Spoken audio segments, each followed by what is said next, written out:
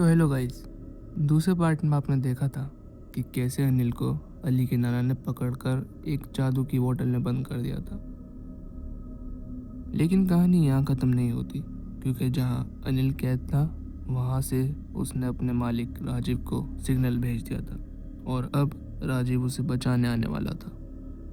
तो स्वागत है आपका एक स्टोरी टेलिंग में, सरकटे के पार्ट 3 में। अली के घर के एक कमरे में टेबल पर एक चमकती हुई जादू की बोतल रखी थी।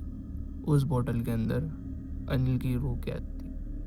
कभी कभी वो बोतल हल्की सी हिलती और उसके अंदर से एक धुंध जैसी रोशनी निकलती। अली के नाना ने उस बोतल के आसपास एक हिसार बना रखा था ताकि कोई भी बुरी ताकत उसे छू ना सके। अली ने धीरे से पूछा, नाना जी, ये कौन है? नाना बोले, ये एक सरकटा है, लेकिन लगता है इसका दिल अभी पूरा अंधेरा नहीं हुआ है। अली के नाना बोतल के पास बैठ गए। उन्होंने आंखें बंद करके कुछ मंत्र पढ़े।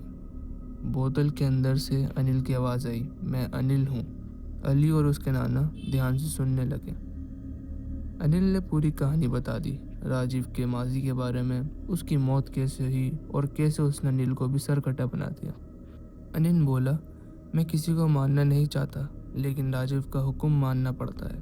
अली के नाना समझ गए कि अनिल के अंदर अभी भी इंसानियत जिंदा है। बोतल के अंदर कैद अनिल ने एक अंधेरा सिग्नल भेजा था नाना से बात करने से पहले। ये सिग्नल सीधा राजीव तक पहुंच गया। राजीव जंगल के एक सुनसान हिस्से में खड़ा था। उसने हवा में एक अजीब सी गंदी एनर्जी महसूस की। राजीव धीरे से बोला, अनिल कैद हो गया है। उसकी आंखों में गुस्सा भर गया। उसने अपनी तलवार उठाई और बोला, चलो उसे वापस लेकर आते हैं। राजीव के साथ दो कटे भी उसके साथ चल पड़े। तीनों अंधेरे में चल पड़े। रात के करीब 2 बजे अली और उसके नाना भी अभी भी जाग रहे थे। अली के नाना ने घर के बाहर एक पवित्र रेखा मतलब हिसार बना दी थी ताकि कोई भी बुरी ताकत अंदर ना आ सके। तभी हवा अचानक ठंडी हो गई। दरवाजे जोर से हिलने लगे। अली घबरा गया और बोला, नाना जी, कोई बाहर है क्या? नाना ने धीरे से कहा, राजीव आ गया है। राजीव और उसके 2 सरकटे घर के बाहर खड़े थे। वो उस रेखा की वजह से अंदर नहीं आ पा रहे थे। राजीव ने गुस्से में हाथ उठाया और काला जादू करना शुरू कर दिया। हवा तेज चलने लगी। वो रेखा धीरे धीरे मिटने लगी और एक पल में राजीव और उसके साथी घर के अंदर आ गए।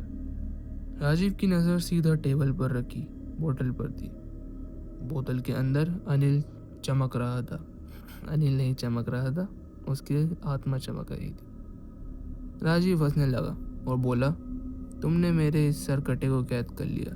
राजीव ने तलवार उठाई और बोतल पर जोर से वार किया। आवाज आई, बोतल टूट गई। अनिल की रूह बाहर आ गई। तभी पीछे से अली और उसके नाना आ गए। अली के नाना ने तुरंत अपनी पढ़ाई शुरू की और ज़मीन पर एक नया हिसार खींच दिया। एक चमकती हुई रोशनी का सर्कल बन गया। अब राजीव, अनिल और बाकी दोनों सरकटे उस सर्कल के अंदर फंस गए थे। वो बाहर नहीं निकल पा रहे थे। राजीव गुस्से में चिल्लाया, ओ बुड्ढे, अगर मैं यहाँ से बाहर आ गया तो तू और तेरा ये नाती कोई नहीं बचेगा। अली के नाना शांत खड़े रहे। वो सोच रहे थे, क्या इन्हें ठीक किया जा सकता है? उन्होंने अपने कोई पढ़ाई करी, लेकिन सरकटे पर कोई असर नहीं हुआ। राजीव हंसने लगा, तू हमें वापस इंसान नहीं बना सकता बुड्ढे। अली के नाना समझ गए थे, अब सिर्फ एक ही रास्ता बचा है। उन्होंने आंखें बंद की और एक बहुत पावरफुल पढ़ाई करी और एक तेज रोशनी फूटी और एक पल में राजीव, अनिल और बाकी दोनों सरकटे राख बन गए। अली ने राहत की सांस ली। नाना जी से बोला, नाना जी, क्या ये सब अब खत्म हो गया? क्या वे वापस नहीं आएंगे? नाना जी ने कहा, अब ये वापस नहीं आएंगे। लेकिन उसी वक्त एक अजीब सी आवाज़ आई। अली और उसके नाना का सर एक ही पल में धड़ से अलग हो गया। दोनों ज़मीन पर गिर गए। कमरे में एक अंधेरा सा छा गया और अंधेरे से एक नई आवाज़ आई, कि राजीव तो सिर्फ शुरुआत था।